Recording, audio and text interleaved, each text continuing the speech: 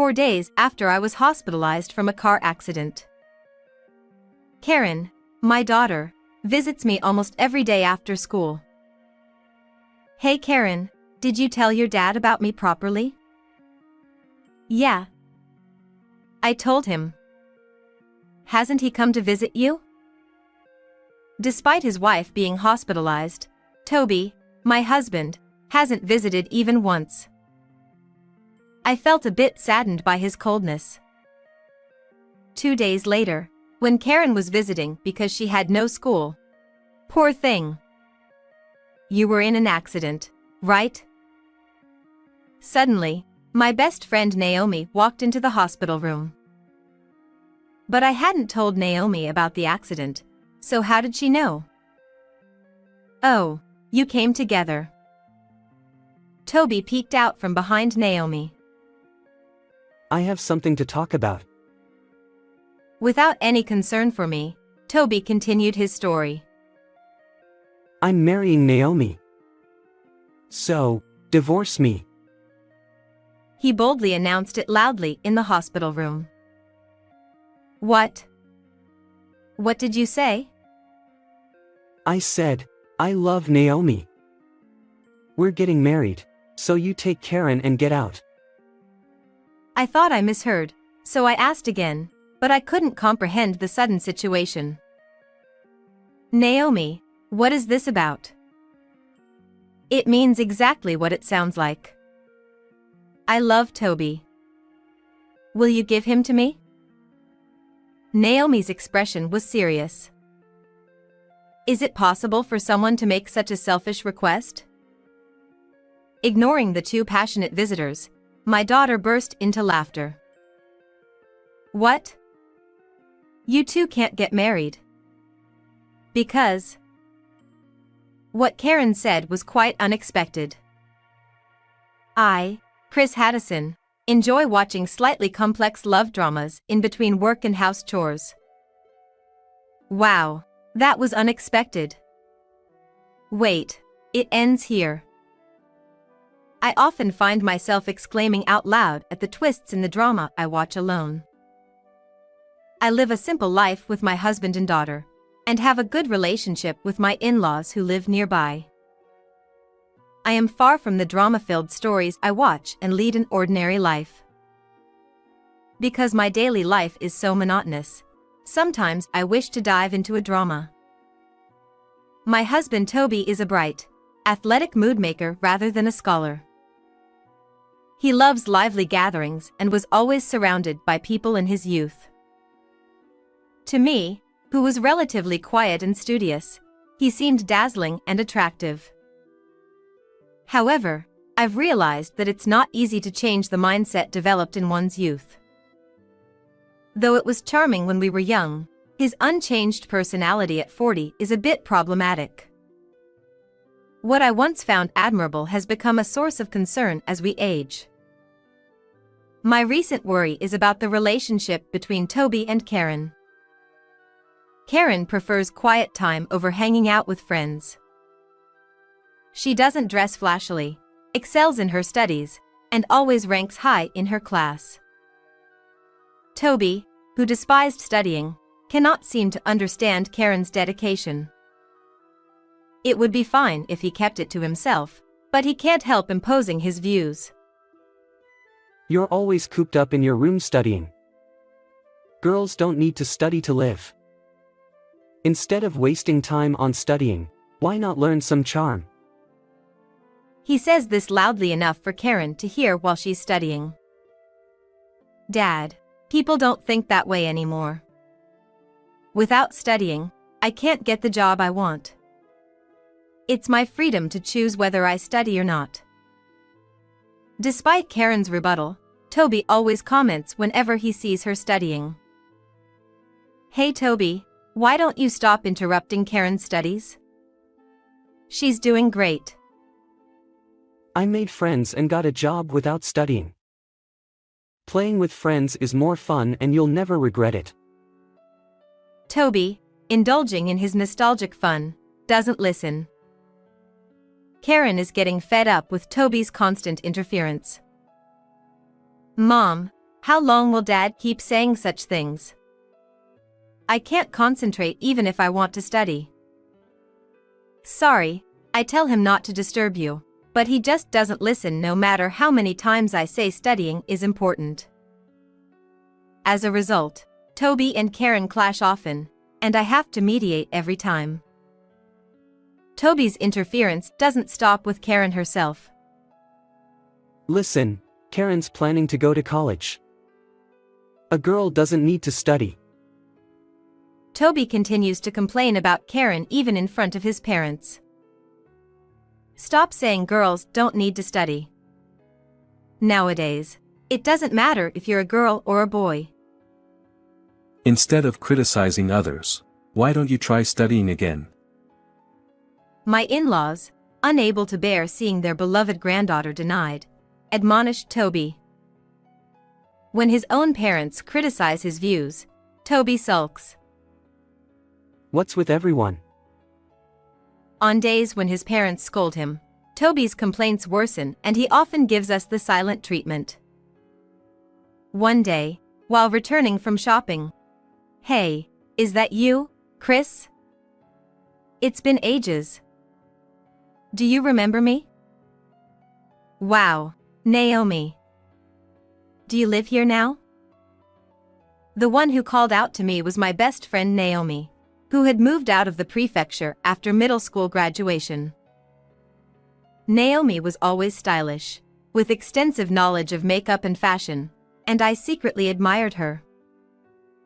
Though we were opposites in looks and personality, we often hung out together. I used to teach Naomi, who was bad at studying, in exchange for fashion tips. After she moved, we kept in touch through letters, but as we got busier with our social lives, the letters dwindled. It was really a long-awaited reunion. Yeah, I got married and had a child over there, but due to some issues, I'm back here now. That must have been tough. It was. My husband cheated on me. Oh, can I visit your place sometime? I'd love to catch up. Sure, come over. I'd love to chat. Thus, Naomi and I rekindled our friendship and started visiting each other's families. Toby and Naomi, both lively and sociable, quickly hit it off and became close. Whenever Naomi visited, they had animated conversations, as if they had been friends forever. Naomi's daughter, like her, cared about fashion and was around Karen's age. Every time Naomi and her daughter visited, Karen tried to be friendly but didn't seem to get along well. She said it's unthinkable not to be into fashion or romance and called my look plain. She's younger than me but acts superior. Karen, frustrated, would vent to me after they left. Everyone has their own thing, so don't worry. You're fine as you are. I tried to comfort her, but Naomi's daughter continued to pick on Karen. As Naomi and Toby grew closer, Naomi's daughter also got attached to Toby, and he enjoyed it. Naomi's having trouble with her lights. I'm going to check it out on my next day off. It must be hard for her as a single mother. Toby, pitying the single mother household, often helped out at Naomi's place. Toby is so capable and fast. I'll keep asking him for help. Naomi praised Toby in front of me, flattering him. Toby, flattered, became more enamored with Naomi and her family. Naomi started visiting less frequently, while Toby was often away helping her.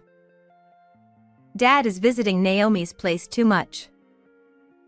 Is she really asking for that much help? I don't think Naomi is helpless. Being a single mother is tough. I have to help her. Toby's focus on Naomi's household made both Karen and me increasingly unhappy. Even when I hinted at our discontent, Toby showed no signs of changing.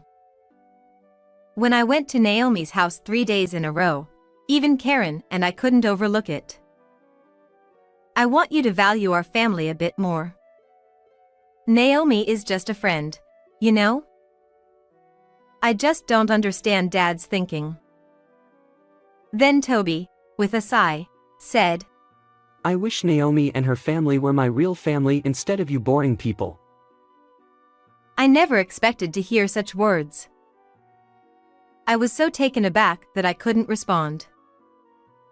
The only thing that happened was my affection for Toby gradually faded away. After that incident, the atmosphere at home completely chilled. There was little conversation between the couple, just the bare minimum. Toby and Karen seemed even more distant than before. It's no wonder things turned out this way. I thought to myself, as long as we can live without any issues, that's enough. With that in mind, I went out shopping. It was when I was on my way back, riding my bicycle, that it happened. Suddenly, there was a loud impact and the sound of brakes. When I came to, I was lying on the ground. There was some commotion around me. I opened my eyes gently, but it took some time to grasp the situation. My bicycle had been flung far away, and the items I bought were scattered everywhere. Oh, I've had an accident. Right after thinking that, pain shot through my entire body. I could hear the siren of an ambulance in the distance. Enduring the pain, I waited patiently for the ambulance to arrive. Even during the transport to the hospital, the pain made my consciousness fade in and out. By the time the treatment was finished and I was in the hospital room, Karen had rushed over. Mom. Are you okay? Karen, I'm sorry to make you worry. I'll have to be hospitalized for a while. I had broken my right leg in the accident. I'm just glad you're alive. I was really worried. I hope you recover well. I felt sorry for worrying Karen. I don't remember much about the moments before and after the accident, but I'm truly glad to be alive. For now, I'll focus on getting better. And so, my life in the hospital began. On the 4th day of my hospitalization, Karen visited me almost every day after school. But Toby hadn't come even once. I'm sure he knows about my accident and that I'm in the hospital with a broken leg. Or maybe Karen didn't tell him because she didn't want to talk to him? Hey, Karen, did you tell your dad about my situation properly? Yeah, I told him. Hasn't Dad come to visit? No, not even once. But it's okay as long as you told him. The hospital must have contacted him too. Dad should at least come to visit. Though we only have the bare minimum of conversations at home, he should still come to visit his hospitalized wife at least once. I felt a bit saddened by Toby's coldness. 2 days later, Karen, who was off from school, was visiting me. Chris. You poor thing. You had an accident, didn't you? Somehow, Naomi, who shouldn't have known, entered my hospital room. I was wondering how she knew, and then Toby quietly appeared behind her. I finally thought he had come to visit, but he came with Naomi. I guess he's using my hospitalization as an excuse to meet Naomi freely. I didn't expect him to bring Naomi along even though I wasn't expecting much concern. Oh, Naomi. You came together. Then Toby, who had been silent, spoke up. Chris, I have something to talk about. Without any concern for me, Toby continued his own story. I'm marrying Naomi. So, let's get a divorce. Karen and I exchanged glances, both tilting our heads. What? What did you say? I asked again, thinking I misheard. I love Naomi. We're getting married, so you and Karen need to leave. I couldn't understand what he was saying at all. It was like a scene from a drama I always watch. I thought it wouldn't help to talk to the excited Toby, so I decided to ask Naomi. Naomi, what does he mean? It means exactly what it says. I love Toby. I need Toby. You two haven't been getting along anyway, right? Why not let me have him? Naomi's expression was serious. Is there such a selfish thing? Of all people, my husband. A real friend wouldn't do this. You're the only one who thought of her as a friend. What do you mean? Hey, Naomi. After Toby called out, Naomi started to speak.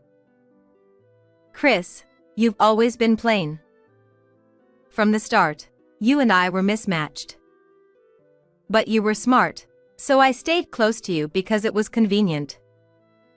Thanks to you, I aced those tests back then. Naomi had only seen me as a convenient tool, and I was the only one who thought of her as a friend. Feeling pleased with herself, Naomi continued. Toby and I get along, and he seems happier with me. I think I'm more suited to be his wife. Naomi said this with a sly smile and then whispered in my ear. And it seems like he has a lot of money too. Apparently, Naomi was attracted by Toby's good salary and pretended to be troubled to start an affair. She intended to kick Karen and me out and take my place. Toby seemed to have genuinely fallen for Naomi's seduction. With my hospitalization, they saw it as the perfect chance to push for a divorce while I couldn't move. I almost sighed at their reckless actions. I can't believe something like this is happening to me. Naomi and Toby, with triumphant expressions, waiting for me to surrender. While watching the two of them getting carried away, I was thinking about what to do. Then Karen, who had been silent all this time, started laughing. What? You two can't get married. Did you know, Dad? Karen's words were surprising. Naomi is in the middle of a divorce mediation because of her own affair. She's being demanded a lot of alimony. When we reconnected, Naomi had said her husband had cheated on her, but that was a complete lie. It was actually Naomi's affair that led to her being told to separate, and she was now in the middle of divorce mediation. And during this mediation, she was looking for her next financial base and found Toby. Naomi planned to divorce her husband and wait for 6 months to remarry, ensuring Toby would marry her. Moreover, she intended to use Toby's money to pay the alimony to her husband and her affair partner's wife by controlling the household finances after remarrying. That's not true. I really love Toby. Naomi raised her voice. But Karen continued speaking calmly. Naomi's daughter told me everything. She talked a lot. Well, in the end, she mocked me, saying that Mom and I would be abandoned. Karen had sensed the relationship between Toby and Naomi. Predicting this outcome, she had been investigating using Naomi's daughter. Naomi's daughter looked down on Karen, so when Karen told her about the divorce crisis, she spilled all the family details to feel superior. Thanks to that, Karen learned about Naomi's plans and was ready to use it as a trump card when necessary. I was impressed by my daughter's ability to judge situations calmly and gather information. Perhaps it's due to my daily guidance. The knowledge about divorce and trials I gained from dramas had paid off here. Though still a high school student, I thought my daughter had impressive insight and action. Realizing her plan had been exposed, Naomi frantically called her daughter. "What are you blabbing about? You've ruined my plan. I'm broke now. I had finally found a good money source." Naomi began arguing with her daughter over the phone. Hearing this, Toby finally realized he had been seduced for his money. What? He was stunned and couldn't find words. Moreover, Naomi had chosen Toby because she thought he was the president and thus very wealthy. In reality, Toby only worked at his in-laws' company, but he had pretended to be the president to impress Naomi. Toby's usual flamboyance and vanity had backfired. I couldn't help but laugh at the absurdity. Having realized Naomi's plan and true intentions, Toby panicked. I'm sorry. Chris. Please take back what I said earlier.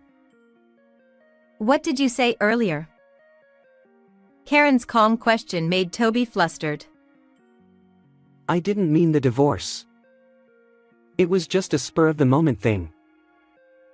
Looking down, Toby glanced at me, who was silently listening. Chris. Are you listening? Yes, I can hear you clearly. Even if he was deceived, I can't forgive Toby for cheating with Naomi. If Toby had any sense, this wouldn't have happened. Karen and I both felt the same about not being able to forgive Toby. Toby, seeing that we weren't saying anything, finally spoke up. But you two can't live without my income, right? It would be tough if we got divorced. He showed regret for just a moment, then quickly started threatening us with how difficult life would be without his income. Toby seemed to think that Karen and I couldn't manage without him. We can live just fine without you, Toby. As you said, let's get divorced. And I'll make sure to inform your parents about everything that's happened. No, please don't tell them. I'm begging you, don't. It doesn't change what happened. For now, I sent him home and sighed deeply in the hospital room. I wondered how the protagonist of a drama would handle this situation. But deep down, I already knew my answer. First, I needed to heal my leg. After a few days, thanks to rehab, I got good at using crutches. At home, I still had to use crutches, but I managed my daily life without much trouble. Even after I was discharged, Toby kept asking me to reconsider the divorce. But I remained silent, and Karen blamed him every time she saw him. Toby started feeling uncomfortable at home and began living in a hotel. A few days later, my in-laws came to visit after hearing about my discharge. "Chris, you must have had a hard time. Are you okay?" I brought some frozen meals to help. She was very considerate of my health. By the way, Toby took a day off work yesterday. Is he not feeling well? Well, he's actually living in a hotel now. The thing is, I explained everything to my in-laws, from Toby and Naomi's meeting to their affair. He cheated on me with my friend and then came to the hospital with her to ask for a divorce. They said they wanted Karen and me to move out so they could live here together. Is that true? What's he thinking? There's more. I explained that Naomi was in the middle of a divorce settlement and burdened with alimony debt, and that she intended to remarry Toby to use his money to cover it. To begin with, I think it was wrong for Toby to boast about being the company president. He said he was the CEO. That's ridiculous. I can't believe he tried to abandon you and Karen. We need to talk to him. Yeah, we need to set him straight. Later, we called Toby to my in-laws' house for a discussion. So, you cheated? Toby looked ashamed and remained silent. You not only cheated but also tried to kick out Chris and Karen. What's wrong with you? How could you try to abandon your wife and child? Finally, Toby spoke up. It's not like that. I was deceived. He claimed he was manipulated into wanting a divorce. If I had known she was after money, I wouldn't have done it. It's all because Chris reconnected with her. Toby tried to shift the blame. Seeing his lack of remorse, my father-in-law's face turned stern. Are you saying it's not your fault? Cheating is cheating. And you lied about being the CEO. I thought you might take over one day, but I can't trust you now. You're fired. My father-in-law was furious and announced Toby's disownment. My mother-in-law looked disgusted. I'm so disappointed in you, Toby. I'm sorry. Don't apologize to me. Apologize to Chris. Chris, I'm really sorry. Please, give me another chance. Seeing him about to be disowned, I felt a bit sorry for him. If I left him too, he'd be all alone. But my mother-in-law's words gave me the resolve I needed. Chris, do what you think is best. We're on your side. Her words solidified my decision. Let's get divorced. We can't go back to how things were. Please, reconsider. No, I've decided. I will make sure to get alimony and child support. How did it come to this? And so, we proceeded with the divorce. A few days later, I got a call from Naomi. Hey. My husband found out everything. Now I have to pay even more. This is unbelievable. During her divorce settlement, Naomi's husband found out about her affair with Toby and increased her alimony. He also sued Toby for compensation. Toby ended up losing most of his assets to alimony and child support. The scandal quickly spread in our small town, and Naomi found it hard to live there. She moved to a nearby town but struggled with her new, poorer lifestyle. Toby also started a new life, getting a job somewhere else. His previous lax work ethic didn't help, and he kept failing at his new job.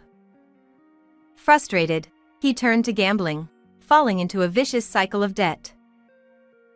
A while after the divorce, Toby called me. I'm sorry, but I can't make the payments this month.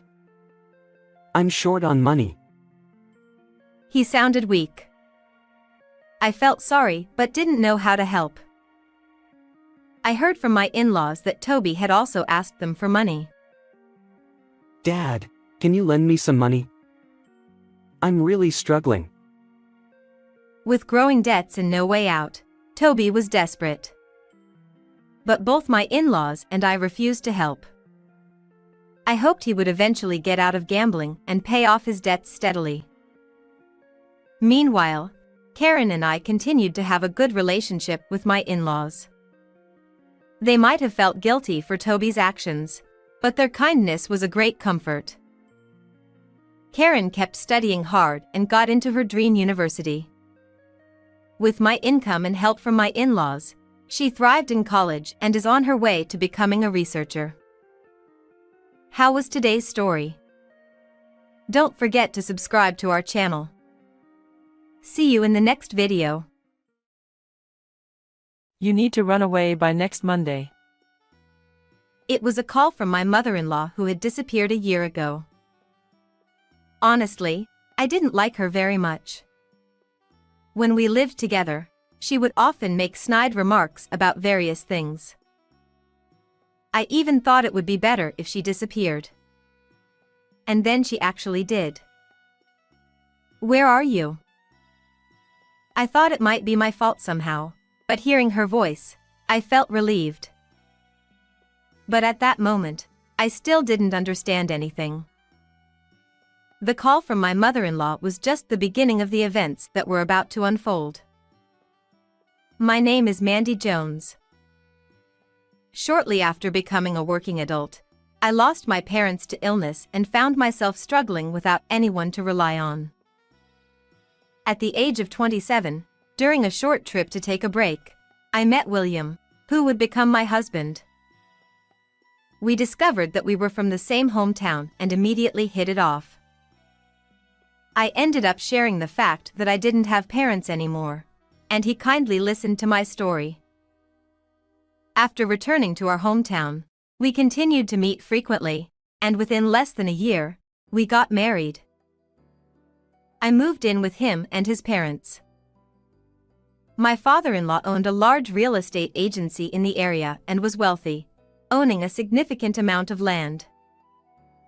We're just a normal family.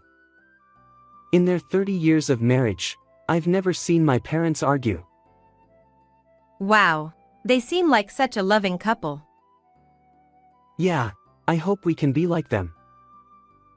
I felt completely at ease and reassured by William's reliability and kindness. At that time, I was filled with anticipation, believing that happy days would continue forever. However, a few days after moving in, I noticed something strange. My mother-in-law, Patricia, was acting oddly. While she was kind in front of the family, her demeanor changed drastically when we were alone, and she became suddenly cold towards me. Is this how you cleaned? Unbelievable. It'll be turned into a garbage house. She would often criticize my cleaning and make me redo it countless times. I desperately tried to earn her approval, but no matter what I did, I couldn't win her favor.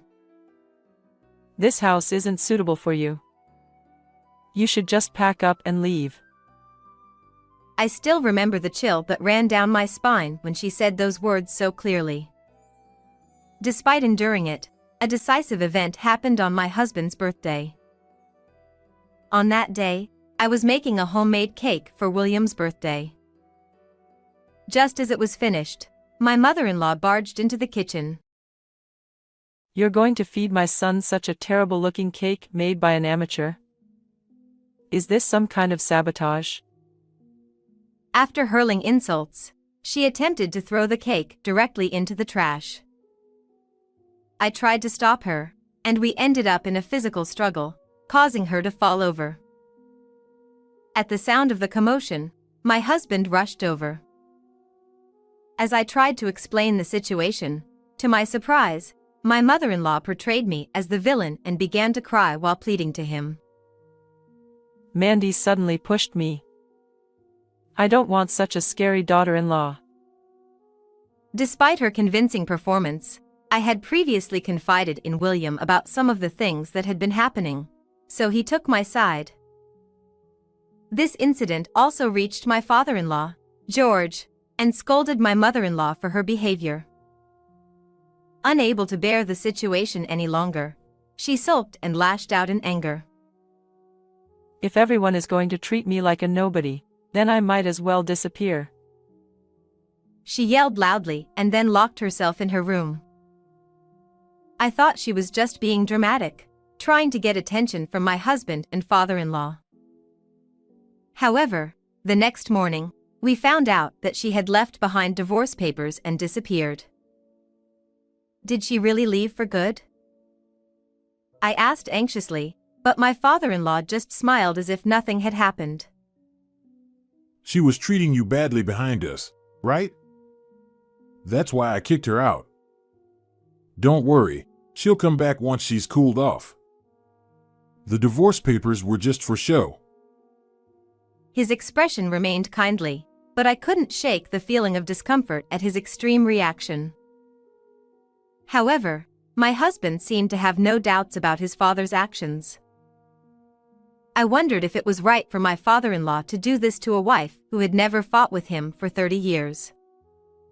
However, I felt hesitant to interfere in their marital affairs and decided to silently observe.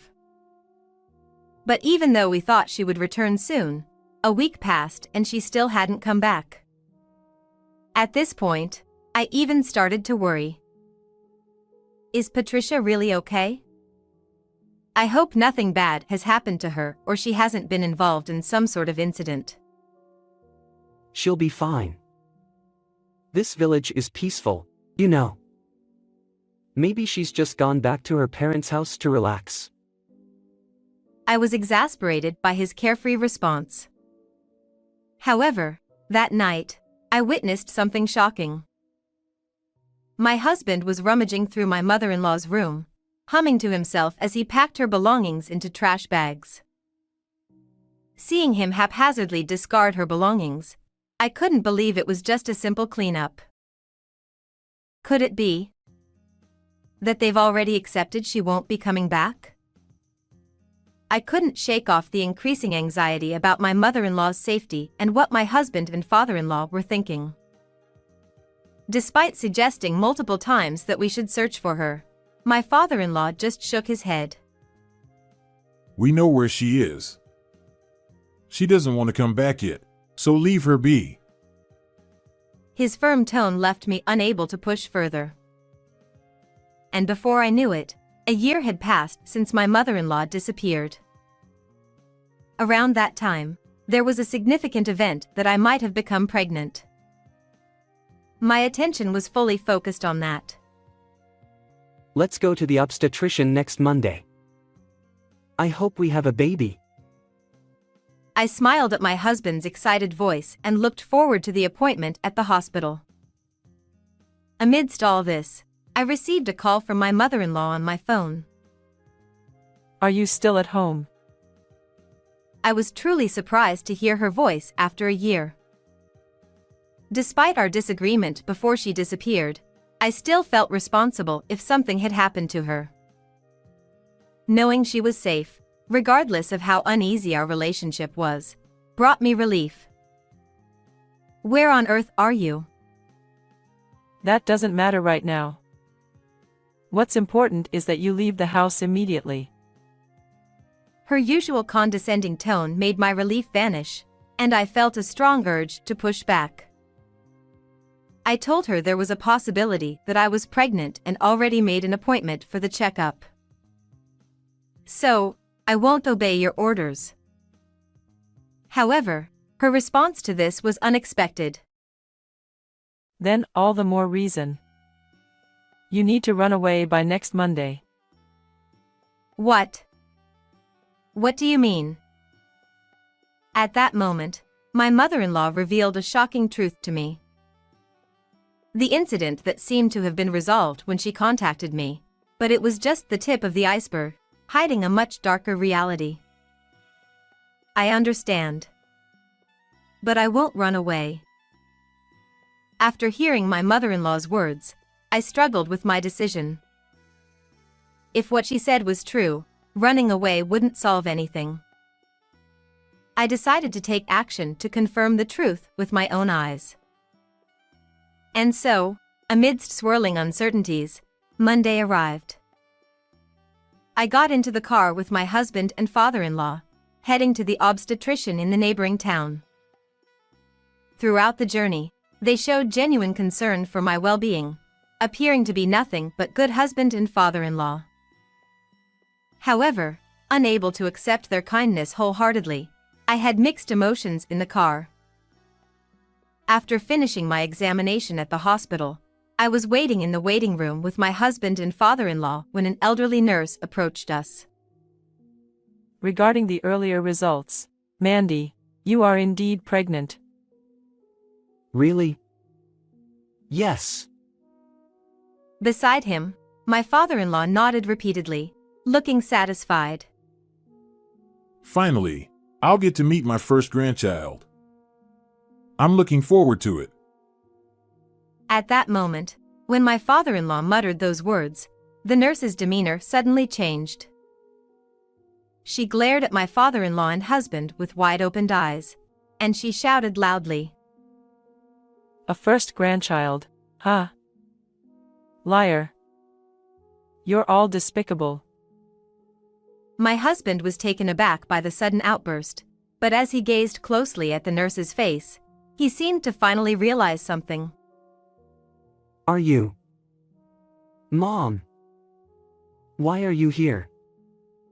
Dressed as a nurse. It's no wonder my husband didn't realize it. My mother-in-law had disguised herself with a wig and glasses to avoid being easily recognized.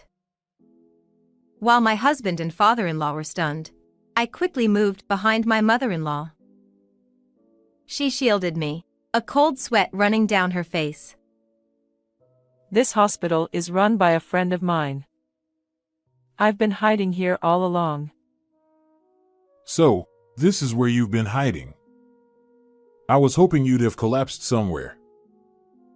I was left speechless by my father-in-law's uncharacteristic remark. The kind tone he usually had was nowhere to be found. Instead, he looked like a villainous old man. So, is the pregnancy a lie? It's true. But that's why I can't let Mandy go with you. As my mother-in-law held my hand, I felt her small hand trembling. From this, I realized that she was truly afraid of my father-in-law. We finally have our first grandchild. We need to take her home and let her rest. What do you mean, first grandchild? Is your memory getting worse? As my mother-in-law spoke, 3 young female nurses who had been nearby stepped forward, blocking my husband and father-in-law. Seeing their faces, my husband was visibly shaken. You? What are you doing here? It seems William remembered well. Of course, I wasn't planning to let you get away with saying you forgot. Seeing my husband's frustrated expression, I couldn't help but feel sad. The young women were not nurses but girls from the village where William's family lived. It was none other than me who had gathered them here. The stories I heard from your mother were true after all. As I watched my husband and father-in-law's facades crumble away, I felt like reality was about to shatter me. I learned of this shocking truth from a phone call from my mother-in-law. There was a reason she urged me to escape from my in-laws' house as soon as possible. William has already fathered children with 3 different women and heartlessly abandoned them. He even threatened to kick them out of the village if anyone made a fuss and has been hiding it. However, it was hard to believe such a dramatic story right away. First of all, my husband and father-in-law were kind in front of me, and my mother-in-law was always against me. I've been too afraid to tell anyone about my husband for a long time. But you've always faced me head-on. I couldn't let such a good person like you be left in the dark. Even through the phone, her trembling voice didn't sound like she was lying. So, I decided to confirm the truth before Monday's appointment and made this plan. I talked to them too. They've all been holding a grudge against you for a long time. When I told them about today, they were happy to come. I asked them to help me create a situation where the true nature of our husbands could be revealed. All 3 of them agreed without hesitation. Just seeing their reactions gave a glimpse of the depth of the wrongdoing our husbands had committed. Why did you hurt so many people? Don't get it twisted. I am the victim here. He began making outrageous excuses with a brash attitude. I needed an heir. I'm wealthy and powerful. But these women could only produce girls. They're just from poor bloodlines. Utterly useless. But you loved them, didn't you? Why say such cruel things? I didn't love them.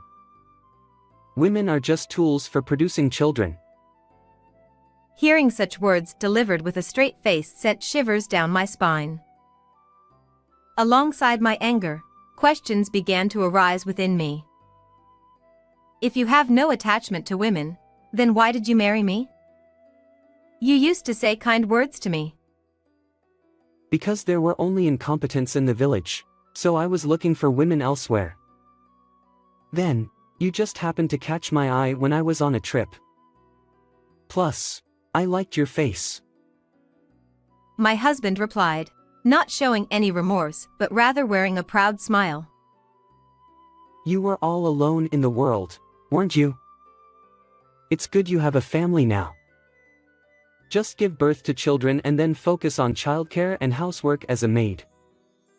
Well, that's if the child is a boy. If the baby in my belly were a girl, he would have easily abandoned me too? As I already lost my parents and had no support, I must have seemed like the perfect target for his plan. His intentions were clear, and I felt nothing but despair. You said it to me, didn't you? Let's become a couple like your parents, without any fights. Was that also a lie? That's true. My parents were the ideal couple. I aim to be like them. It's not like we never fought. My mother-in-law, who had been silent until now, interjected. I was just obeying because your father was violent and scary. I endured being treated horribly all by myself. Finally, I understood why her hands were shaking. My mother-in-law had been enduring frightening experiences from my father-in-law for a long time. My husband, mistakenly idealizing their master-servant-like relationship, took them as a model. Despite witnessing the village girls being victimized, my mother-in-law couldn't act due to her fear of my father-in-law. But I've made up my mind too. To prevent further victims, we'll protect Mandy. I won't let you lay a finger on her either. Seeing us united, my father-in-law clicked his tongue in frustration. Perhaps I didn't discipline you enough. With that, my father-in-law aggressively approached us, raising his fist toward my mother-in-law and me. But in the next moment, other male nurses rushed over and tackled him, preventing him from going any further. Who do you think you're dealing with? True to his nature, he immediately tried to resort to violence.